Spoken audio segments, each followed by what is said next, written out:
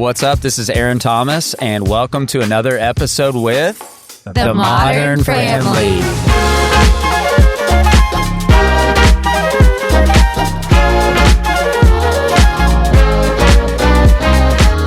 Just so the listeners know who they're hearing, and if you're watching on YouTube, you can see us right now. Let's go around the horn here and let us know who you're talking Perfect. to. I'm Brogan, and this is my husband, Russell, and we have 3 kids, 8 years old, 6 years old, and 3 years old. And some founding members of the Modern Family. Yes. I'm Aaron Thomas, and this is... I'm Addie Thomas. We've got 3 kids as well, 5, 3, and 1, boy, girl, boy, and still deciding if we want to have another. That's a story for another time. I'm Brooke, and this is Connor. And we have 2 and 1 on the way. 4, 2, and in the oven. Awesome. Well, this episode is specifically designed to really, the topic is to talk about, it taking a village to raise kids and be in community together. Obviously, there's a lot of kids in our families and in our group as a whole. And I feel like that term is a little bit cliche, like it takes a village. I hear it a lot. My parents actually used to say that all the time, but it makes sense, right? When you start getting around the amount of people that we have in our group and the amount of kids that we have in our group, there's a lot going on. And there's sometimes dependence we have on our friends, and there's events that we're doing, and, we're at each other's houses. And so it truly does take a village of people to handle that. So I think the first place that I want to start is a little bit more lighthearted, just because I want to, maybe hear from some. This is kind of interesting because I want to hear like what people think about other people's homes and things that they do. So the first thing we're going to get into, and this was actually a question, this has been a theme of the season, because we've been asking Chat GPT for some, fun, engaging things as we're doing this. So the first thing I want to ask is, which neighbor or friend has a superpower that you or your kids absolutely love, and what is it? I'd love to hear from y'all on that. I'll start. So this is Addie, and my kids call her, what are you, mom or mommy? It just depends on the day. Whatever you're not that day is what I am. Yes. And so we're around each other, obviously, all the time. And her superpower is the snacks that she buys are magical. And she always has 2 extras for my kids. So you know where my kids are going. She actually keeps like a tackle box. So if you, just a parenting hack, she uses tackle boxes like fishing. Yeah, and you call them a Snackle box. Yeah. It's actually a great hack for a long road trip. It is. It is. That's You awesome. should try it. Who else? I've got one. Brogan Haney can have a space organized and cleaned faster than you can blink. We'll be at her house, and my kids will be upstairs playing with her little toy area. And I'm like, hey, just give me 5 minutes. I need to go do this. And then I'm going to come clean it all up, or have them clean it all up. I turn around, done. Already clean. You're not supposed to clean at my house. Perfect, though. Yeah. That is a superpower. Just come and play. So JD, who you've seen a lot of, his superpower, and something that my kids love, and I think every kid loves in our group, is I feel like whenever we're like at our peak tired, like when we're all hanging out together, I just like look over and he somehow has them all like sitting in a row like perfectly, and he's like doing his thing with them, whether it be like a show or a magic trick or the floor is lava. Like my kids do not take advice or rules, but somehow they hear every rule clearly and like understand the game immediately. And so I think that that's definitely his superpower. By the way, JD is our resident host who is not on this episode, so I'm filling in as host here. But JD is like, he's always had a way with, wooing the kids. He's got the gift of woo, which we all know, but like, it's just funny how that translates to the kids. Like, I remember a time, it's probably 5 years ago, a few of us had babies and we were on our like college weekend retreat. And he was like, hey, y'all like go get some rest or go have some fun, and I'll watch the monitors. So he had like 4 monitors lined up. He was laying on the couch and we were all outside like playing volleyball in the pool at night. And it was just a really cool experience. And so I've always admired that about him, being able to like do that and being willing to do that. But that's like for sure a superpower, is just being able to like rein all the kids. And it's kind of like Gru and all the minions. It's like, that's what I think of when I see him. So I want to get more into like the whole idea of it taking a village. And really, to each one of us, I think there's a uniqueness to what that means. I know that for me, at least over the years, that has looked very, specific to our family and the things that we've gone through, and will continue to be that way. But I want to hear from each of you and your experience as like what it means for you when we say it takes a village, like what it means to be raising your kids in a village of people. So, yeah, I think one thing that's pretty obvious is we can't do it alone, right? Not only do we need more than just ourselves to parent our children well, but also I think what's important is that our children get to see us have relationships and have deep community with each other. I think that is incredibly valuable. For myself, I love the way my parents raised me. I love my parents deeply, but I didn't see them have the deep relationships with their friends that I know that I have with my friends. And so when we meet together weekly, on a weekly basis, we get together and we talk scripture, we talk life, and we get into it. We hold each other accountable. We do a lot of things that I think a lot of people in this culture don't do. And our children get to see that. We prioritize it, even though they're not always there to witness the conversations themselves, and they're in bed. But the fact that we prioritize meeting together, and the fact that we do all of those things to live life together so closely and so richly, I think is something that's really important for our kids to see. Yeah, and we talked about this on another episode, but truth be told, it is what all of our kids have known since the moment they entered the world. Like, this is their norm, this is their rhythm, and I think that even if they're asleep, they know why we're going. Like, we pack them up in the car on a Thursday night, and they know the reason why mommy and daddy are going is because we have community group, to be with our friends, to invest in friendships, to get into scripture. And so I agree, like, showing them that, demonstrating that from a very young age, I hope that it's ingrained in them so much that that's what they produce when they're older as well. I think too, it takes a village is kind of twofold. Like, on one hand, I hope that I am someone that people feel comfortable to approach me in our community, like when they need help. Like, whether it's we have a lot of moms that are pregnant right now, and dads that are working, and they might need to go to an appointment, a doctor's appointment, and they need somebody to watch their kids, and they don't have family that are here. And I can assure you that somebody in our group will send out a message that's like, hey, is anybody free on Thursday to watch my babies? And there's like a uproar of, yes, let me do it. And I can't imagine a world in which I didn't have that, and where I couldn't go to a group of people and say, hey, I need you. And they all so willingly show up. I want to be that for people, but I also want to have people to do that with. And I think it requires also a humility. Like, I've encountered, this is so normal to us, but it is foreign to so many. And I've encountered a lot of people that are like, yeah, I don't really have anybody to ask. And I think it's not even necessarily they don't have it, it's that they're unwilling because they feel inferior or less than, that they need help. And I just feel like we've done a really good job of making that the rhythm where it's okay to need help and it's okay to ask for it. So I want to add to that point. I feel like there is that some people may have the people that they can ask, but not freely, and not expecting something in return. Absolutely.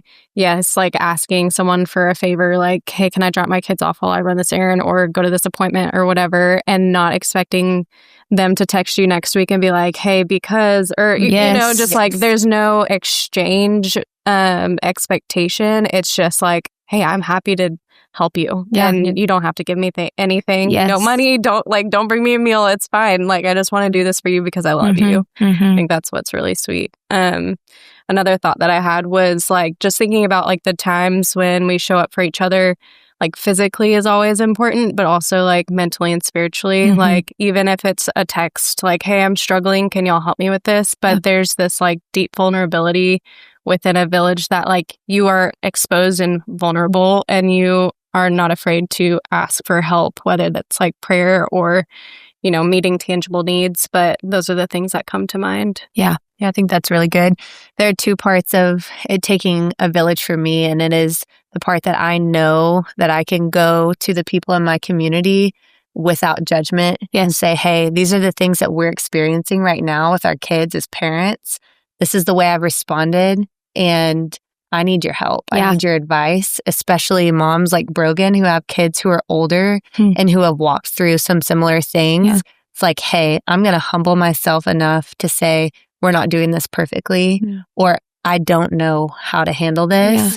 Can you help me? And maybe I'll take just some of those things and apply it where it makes sense for us. Yeah. But yeah, just knowing that it's a judgment-free zone to be able to ask for the help that you need with advice. But then also the physical help has been a big thing for us. I talk about this in another episode, but I lost my mom who lived very close to us, just a couple of miles away when my oldest was a year and a half and my daughter was 2 months old.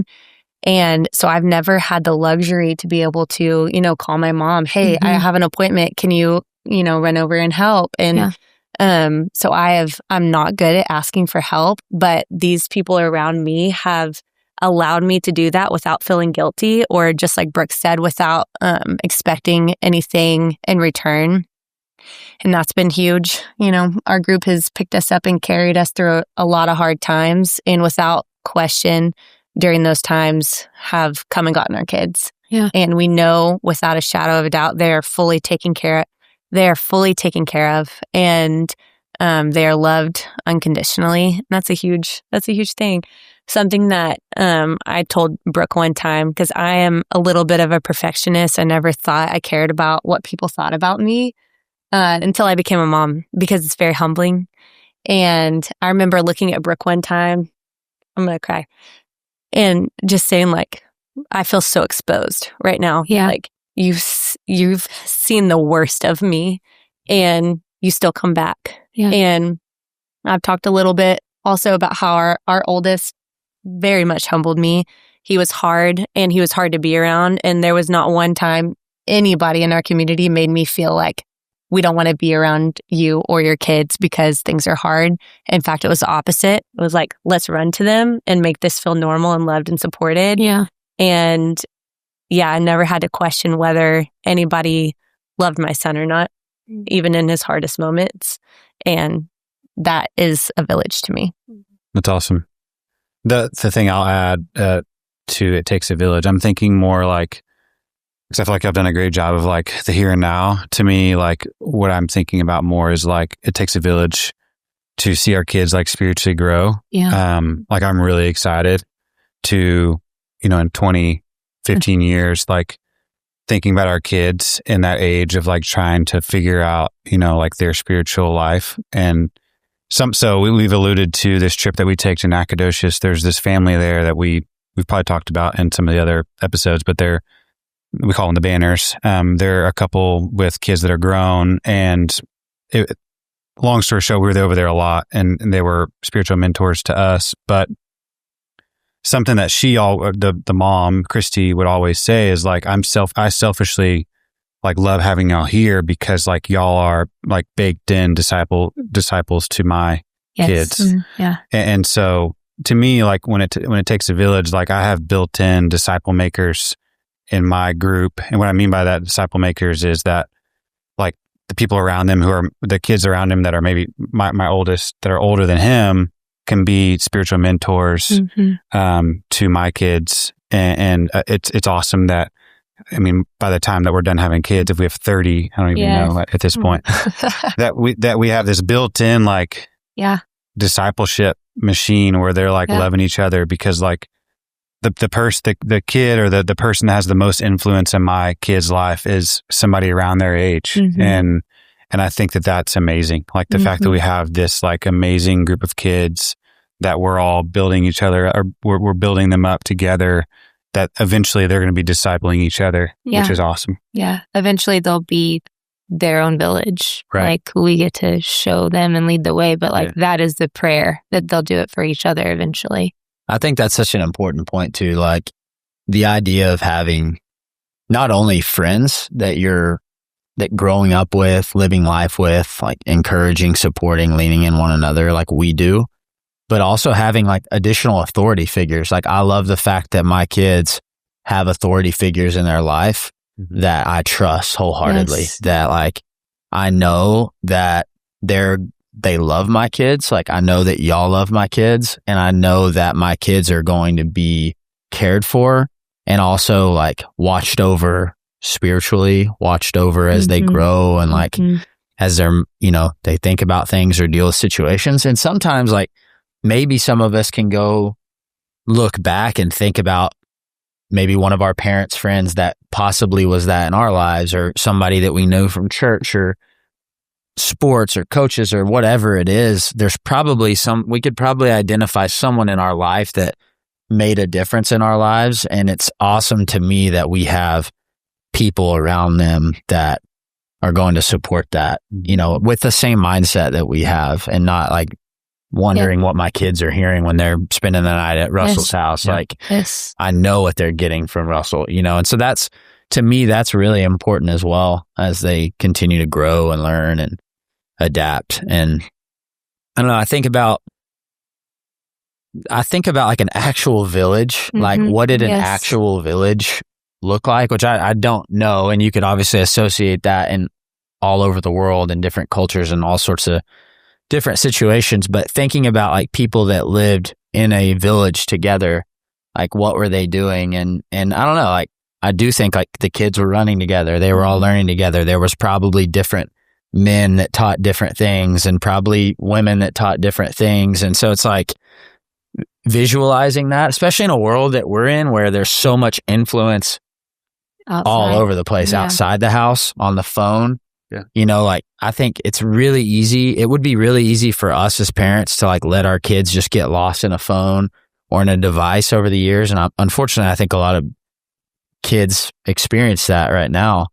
But I think that the intentionality around like the way that we're supporting each other, kind of in the confines of our group, obviously not in the same house or village per se, but I think that that's going to go a long way as our world continues to like try to claw at our attention and our kids' attention and all that too. So. Yeah, I think on the note of the importance of living in community and walking this so closely, I think what comes with, like for me, I care for each of you guys and all these other people in our community so deeply that inherently there is already a love that I have for your children. But then on top of that, the more time I spend with you and the more time I spend with your kids, that love only grows.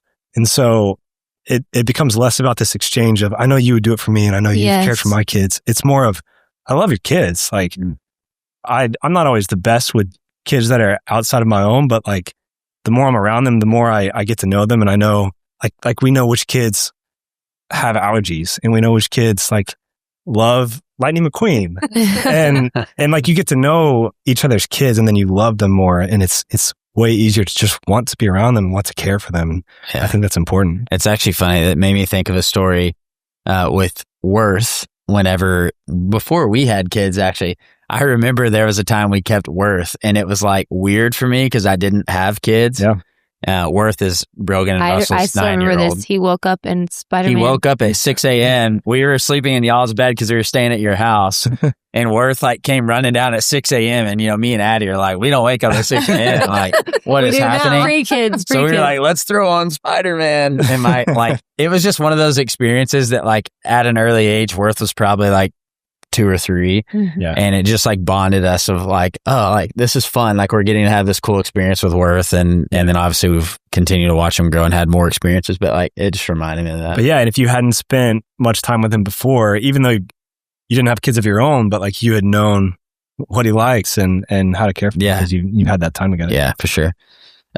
So obviously we meet on Thursday, we've talked about this in other episodes. We meet every Thursday. We have intentional set time that we get together. We get into the word. We encourage one another. We pray for one another. We learn together.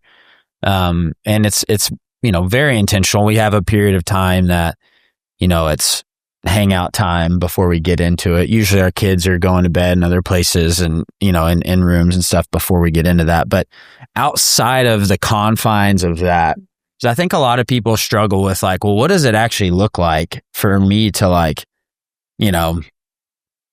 live in a village per se with somebody that like lives 15 minutes away and has work and has their own kids. Like, I would love to hear maybe a couple of examples, like practically in a week, maybe things that have happened recently or possibly like monumental moments that are just kind of the like real day to day versus like, yeah, we meet once a week. Cause I think a lot of people maybe have the opportunity to meet once a week, but then they don't do life outside of that. So I'd love to hear maybe just some practical examples of what that actually, how that plays out in your lives. For it to feel like this is actually the way we live and not just like a one night thing that we do with our families. When we're talking specifically about our kids and like being a village in that sense and not just in community with each other, I have a vivid memory of like, for example, a way that we tangibly show up for each other is like kids activities. So our oldest son plays soccer. When he started when he was 4 years old, and he is the second oldest in the entire crew of 28 children. And at the time, he had never played before, and it was his first game, and it was actually during COVID. And I specifically remember that we got an email that said, please only invite immediate family. Sorry, it's so funny. Only invite immediate family. Or like, this is our family. And we showed up. I need to find the photo. We showed up with, I'm not kidding, I think 40 people at that soccer game. And y'all were all there. And we watched him. And first of all, I know that he was just so filled up. He felt so loved and so cared for. And to like, it sounds so silly, but to like not know that everyone was going to be there and to walk up and to see our village on the sideline was just the coolest picture of, wow, they're going to show up forever. And that was just like a little miniature tangible way of just a kid's soccer game. Like, who wants to go to a 4-year-old soccer game? We do. And so, yeah, I think that's an example of what that looks like on a day-to-day basis in the ordinary parts of life. Yeah, that's good. Yeah, it definitely takes intentionality because we all live very busy lives. Yeah. I know it makes it sound like we're together all day, every day, but we're not. Mm-hmm. People have work or just have their own kids activities. But some of the things that we try to do, like Brooke and I live in the same neighborhood. We try to get together once a week with our kids, go to the park or go to the pool, do something like that. But with this many people in our community, there's always something that you can be at. Yep. Are you expected to be at everything? No, but it's always somebody's birthday. Somebody has a game. There's always something going on during the week that you have the opportunity to go love on somebody and show up with the understanding of, hey, this isn't, a requirement for you to show up to every little bitty thing. You have the freedom to be like, hey, this is a family night and it's sacred to us. And that's an understood thing across the board.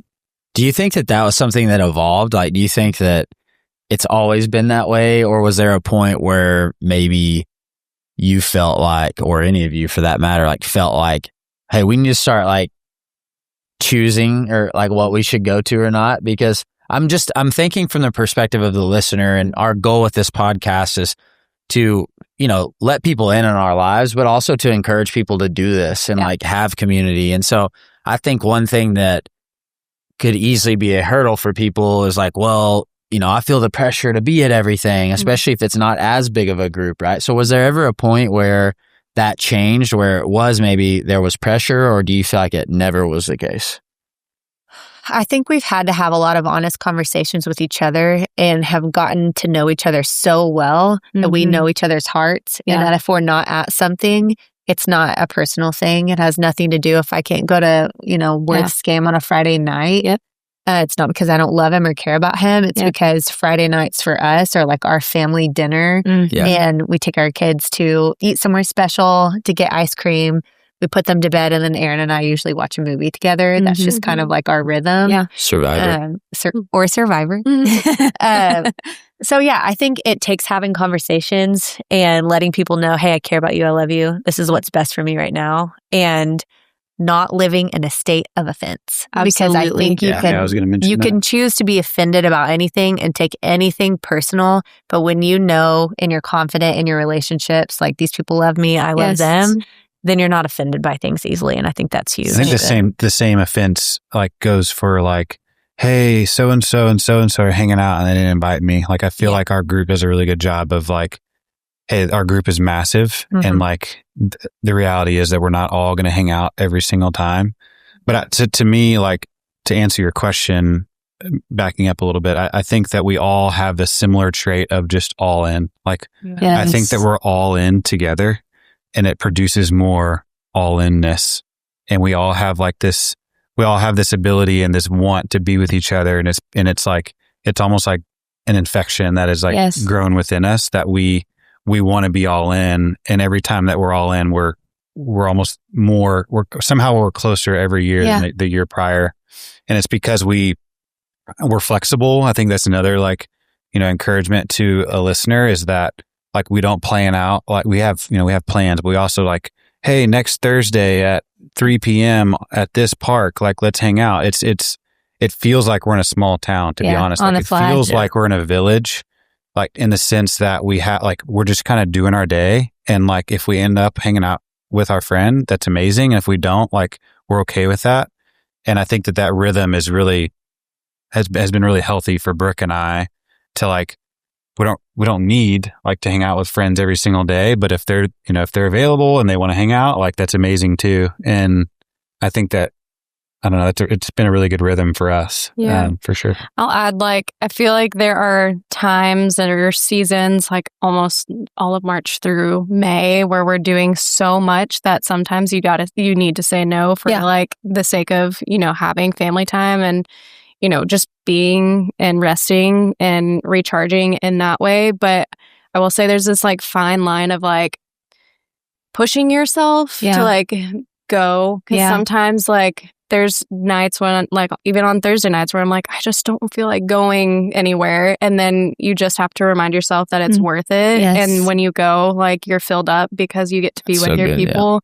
So there's this like, I will say the enemy, like, will try to stand in your way and say like, oh no, you don't need them. You don't need that, that community time. Like, just be at home. And sometimes, like, for me, he's a 7 on the Enneagram. Like, he loves and is recharged by people. Sometimes I'm like recharged by like being alone for a little bit. And I grow that way sometimes, or it's in smaller groups that I recharge. But on a regular basis, like pushing yourself outside of those comfort zones of like, oh, I just kind of want to stay back, or it's just easier with the kids to just stay home.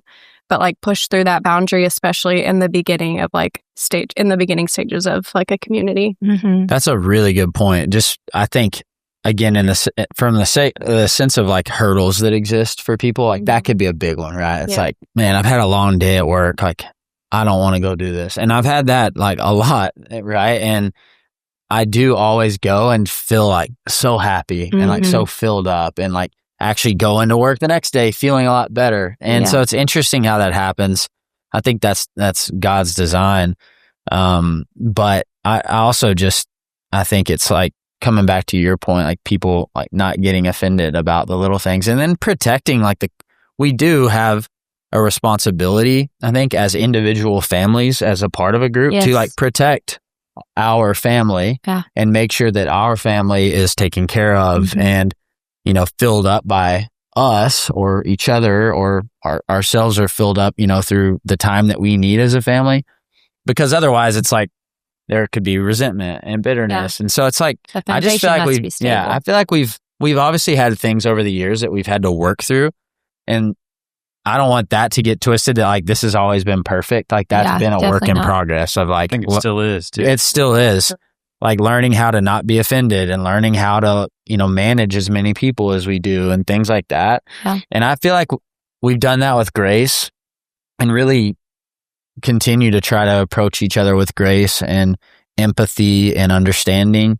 But also still like desire and prioritize the time that we do. I just feel like that's been a balance that we've found that has taken time, and it's still being ironed out, that is important. Yeah. And I think for the listener, who's trying to get community going or maybe battling with those same things, like overcommitment or frustration with maybe not being invited to something or whatever, like that's a good reminder of like, prioritize it, but also understand that like there's a lot of dynamics and there's grace to be given there that should be given at least. It does require too a really deep level of communication, like openness and vulnerability, like to Addie's point earlier that made her emotional, looking at Brooke and saying, I feel so exposed.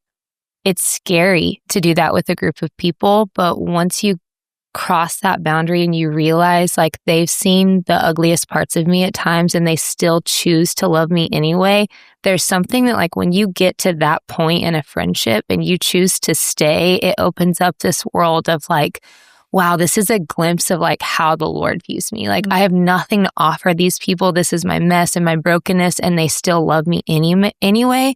It's just the coolest thing. And so I think that's just a huge piece of being in a village, is being willing to like be exposed. And a lot of that plays out in our kids too. Like we've seen our kids act naughty with each other. And like you realize that we all struggle. Like we don't have robots as children. They all have their own stuff and we get to choose to love them just the same. And so I don't know. I just think that that's a huge piece of it. And honestly, kind of what Connor was saying earlier, like there's always an opportunity to like spend time together.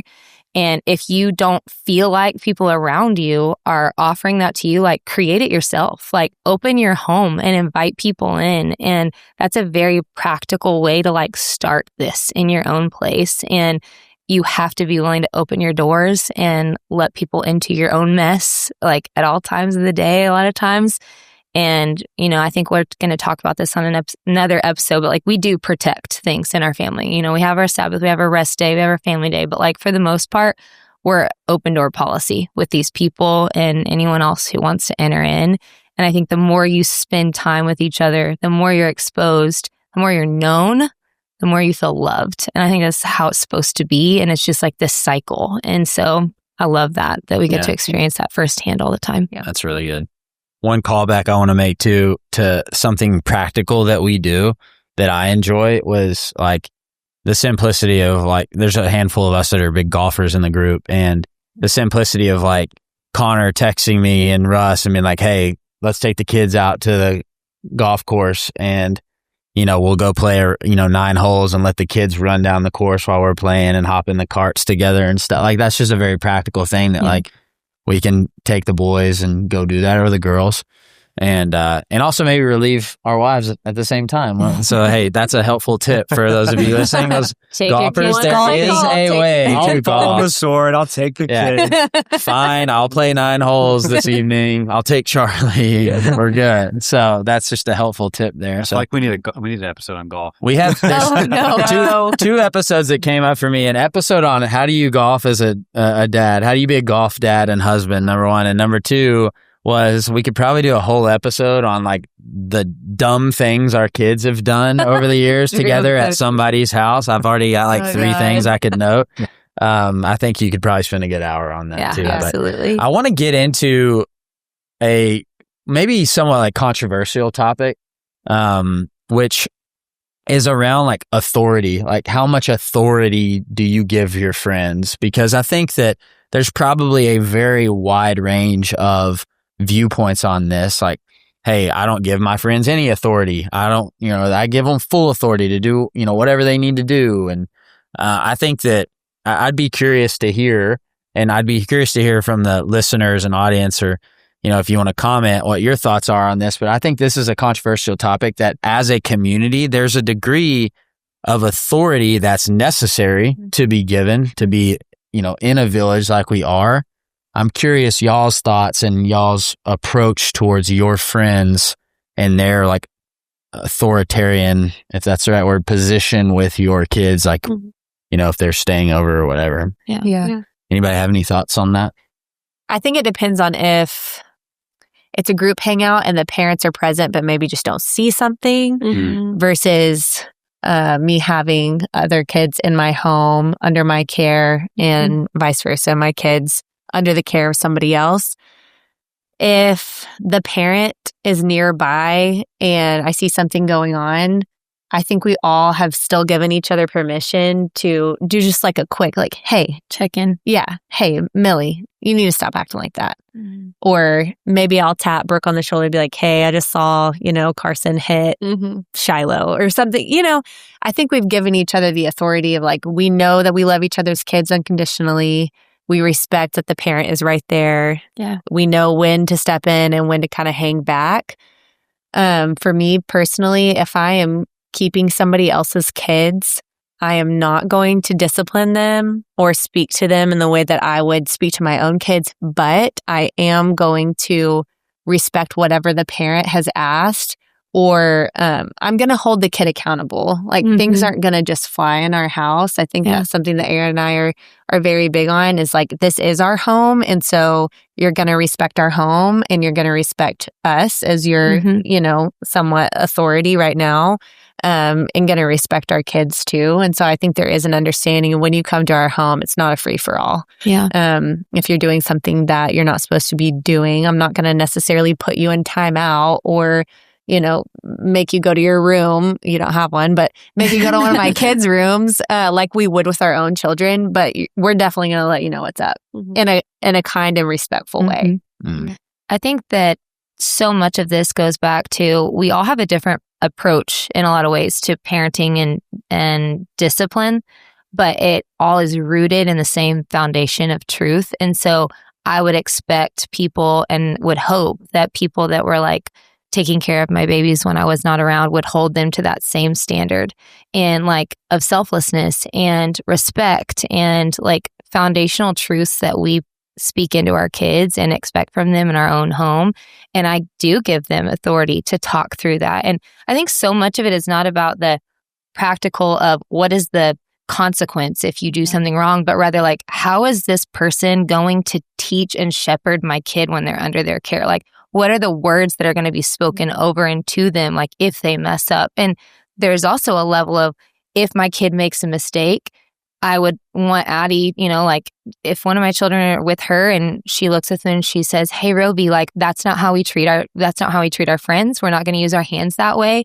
But I also know that it's going to be backed with like this biblical truth of, that's not how God created you to use your hands or whatever, because that's how we speak in our home too. But it's not necessarily that I'm like, I expect you now to put him in timeout or take this toy or do whatever, but it's rooted in the same things. But also then they're met with grace. But it's okay. We can move forward. We're going to keep playing. We love you. I forgive you. Let's go on. And those two elements of like, I want the people that have my babies in their care to have this standard of what we want in our home, but also met with grace. And I know everyone in this group will do that combination. And so I do give them authority to take care of my babies. And I wouldn't do that with people outside of here, and I think that's okay. And then the last point is, again, back to the take no offense. If I watch another parent in our group say something to one of my children, I'm not going to like act offended, like, how dare they like think my child's imperfect? I'm like, no, they're not. And I want them to hold them to that same standard like I would. Yeah.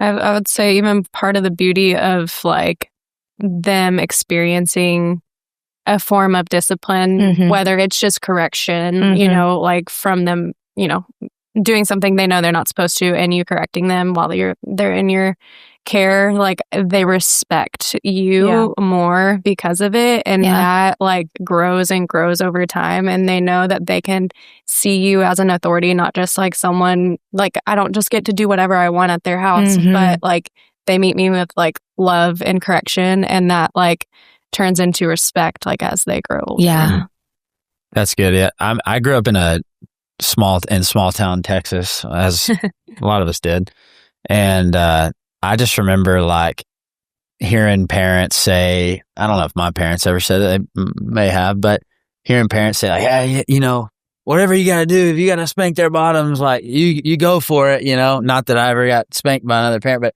I think we can all agree. And I know spanking is probably in and of itself on a large scale controversial topic. But I think we can all agree that like nobody's spanking each other's kids just for clarity's sake. But I do think that like it's good to show that when my child is in someone else's home, that their home, have authority over their home, and therefore they have authority over you. If I'm speaking to my child. And also, like, I think it's good to counter that with love, like being able to show that child love, as we all do, really well. And I think that that's just one of those elements of balance and respect that grows from that child. Because I think it's the whole idea of like, I don't know, like there's this whole topic of like coaches disciplining without respect and how players take it. I think the same holds true for a house, where it's like, if there's respect there, then the authority figure is, treated differently, or maybe like minded better or honored. Maybe their words honored a little bit more, but yeah, I definitely think that's something that is probably a big topic. And it's also, do y'all feel like that's something like we've ever like, we directly address, like we drop the kid off and directly address it? No. I don't either. I think that's, I don't know. It's like almost one of those unwritten to me, rules. It's more like I'm telling my kids, like, you're going to respect Addie and Aaron. And if then I hear, Carson hit Shiloh in Addie's example, like, it's almost like they're double in trouble, because like, not only did you disrespect me in my ask, but you also disrespected like your aunt and uncle, for lack of a better term. Like, and so it's what I'll say, but like, I think that's kind of, I think it's more like my job to address my children. Yeah. And then I trust Addie and Aaron, or Russell and Brogan, to, run a home like they're going to run their home. Yeah. I mean, I think you see the example sometimes of, and I'm not saying this is necessarily our case, but kids are sent to their grandparents' house, or given whatever they want, or maybe it's a friend, I don't know. They're given whatever they want. They're not held accountable. They can stay up super late. Whatever that case may be for that person. And then you get your kids back and you're like, whoa, like we're going to have to do a week-long detox. Yeah. Like remind them, like, you ain't the boss here. Like, you don't get whatever you want. We're not watching movies all day. Yeah, we're not watching movies all day. Whatever it is, you're not eating sugar all day. We know that when we take our kids to somebody's house, they're going to come home and it's going to be like nothing changed, because they have been held accountable. They had expectations. And I think it's a really healthy thing. It's funny because we could probably go on a longer conversation about this, but it is funny how some people, the grandparents soften up. They get soft on the kids. We'll probably do the same thing. They didn't do that to us, and now they're getting soft. It should be that way too. One of the parents in our between the two of us. Mom, Dad, if you're listening, we love you. Turn it off. Yeah, Karen Dunnigan. One day our kids will be saying the same thing about us, and that's okay. Yeah. That's okay. But with each other, it's different. Yeah. Yeah, I totally agree. Well, I think, one more thing actually I have is, who's aunt and uncle? How do we determine who gets called aunt and uncle? We talked about because this that's earlier. Another thing is I'll be like, calling some people Uncle Con. Aaron and I, we actually had our last soccer game today. We're both like the head coach of this soccer team. And I mean, probably 30 times today, I like caught myself telling other kids that we don't know, hey, Uncle Aaron told you to. Dude, that happens so much to me. Oh my God. Today I caught myself at least 10 times going, Uncle Con's gonna, and I'm like, gosh, dang it. Coach, he's coached you. Fun fact, we actually are related, so you should listen to one of the other episodes where we go into great detail on blood relatives with it. I do feel like it's kind of an earned title though. Like we do call each other, a lot of us, aunt, uncle. But I feel like once you've been in the group for a while, then you kind of earn that right. Starts out Mr. and Miss, you know. There's definitely there's a vetting period. It takes a little while. Yeah. So You gotta stick around. But because of the size of our group, I've definitely had to have the conversation with my kids when they meet new people and they call them uncle, whatever. Yes. Like, wait. We just met this person. Slow down a little bit. Oh my gosh. Yes, Worth called Russell's boss uncle the first time he met him. I love that. Like, that's not exactly how that works. We're gonna have to. We love him. We are friends with him, but let's slow down. This is probably something we're gonna have to address in about 10 years when kids start trying to date each other and like, hey, you can't date this kid, but you can date this. We're specific about who's your cousin. You know, everybody's like aunt and uncle. That's a fun term, but we're like, hey, they are not your cousin. And then we'll whisper to each other, they may marry each other one day. Yeah. We got to stop saying that they're cousins or things will get weird. It's so good. Well, it's first off an honor to raise our kids and live this life with you. There's so many more people that are a part of it that aren't here that you can see on bonus episodes, the big group, some of the other episodes on Spotify or any other places that we're listening. You can hear and see those people. But it is an honor. It's a privilege. And we're super thankful and blessed for how the Lord has kind of merged all these stories and all these people and merged our lives. And we'll talk about that for forever. So I'm super grateful for that. And just based on how this episode went, I think I may have taken JD's host duties over. So we'll see what he has to say about that. But so just hang with the kids and keep them occupied. Yeah. He's actually probably in the back room right now, like with you know, some movies going or some kind of crazy game going on. But we're super thankful for all of those of you that are listening, that are tuning in on YouTube. Please come join us for more episodes, and we're probably going to spin off some of these topics in the next season. But thanks for joining us today, and I hope you have a great day. Love y'all. Later. Like and subscribe.